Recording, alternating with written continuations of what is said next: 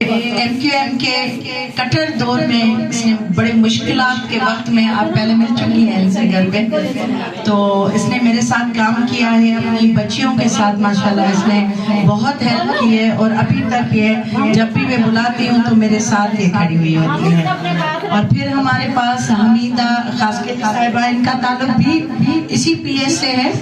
یہ سب ایک ہی P S سے تعلق رکھتی ہیں۔ اور اس کے بعد ہمارے پاس رباب شاہ ہیں، یہ بھی اسی پی ایس سے ہیں، 9 نمبر سے ان کا تعلق ہے، یہ ان کی بچیاں ہیں اور یہ ان کے بیٹے ہیں۔ اور میرے ساتھ میری بیٹی ہے جس کا نام سنزا ہے، سنزا تعلق ہے، تو اس کا نام تھوڑا سا ڈیفیکلٹ میں نے رکھا ہے، کافی ٹائم لوگوں کو سننے میں سمجھنے میں بھی پرابلم ہوتا تھا کہ اس کا نام کیا ہے۔ تو کنٹینیو کرتے چلوں کہ ہم بات کر رہے تھے بچیوں پر اور فیمیلز پر، اور ہم الیکشنز پہ بات کر رہے تھے کہ یہ جو الیکشن ہے اس مرتبہ کی،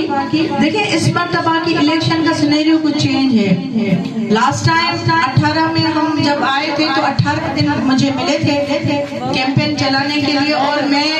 کافی ایریا سے واقف بھی نہیں تھی، نون بھی نہیں تھی، مجھے پتا بھی نہیں تھا اور اسٹارٹ کہاں سے لینا ہے، کیا کرنا ہے۔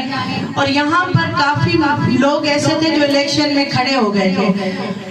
اب ان کو بھی پتا نہیں تھا میں کون ہوں، کیا ہے کیا نہیں کرنا ہے، تو اس طرح سے بہت مس پلیسنگ ہوئی اور بہت ساری چیزیں جو تھی وہ حل نہیں ہو سکی، اور انفارچونیٹلی میں ہار گئی۔ لیکن اس مرتبہ میں چاہ رہی ہوں کہ اللہ نہ کرے اس طرح کا کوئی واقعہ پیش آئے، کیونکہ میں بہت مطمئن ہوں اس مرتبہ،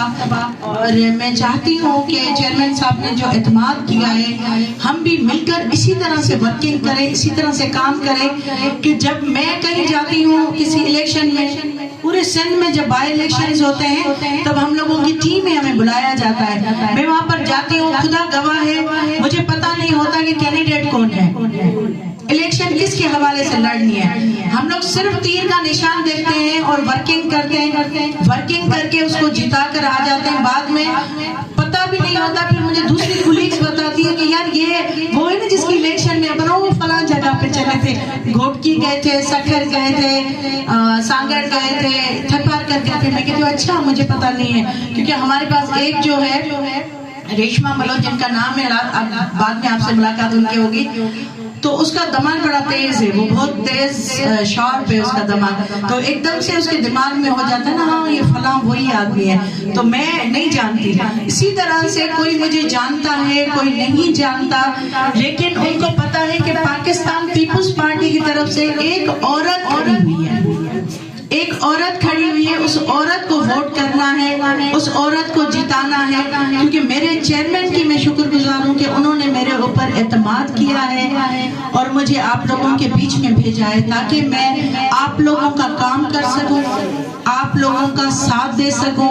آپ لوگوں کے ساتھ کھڑی ہو سکوں۔ تو برائے مہربانی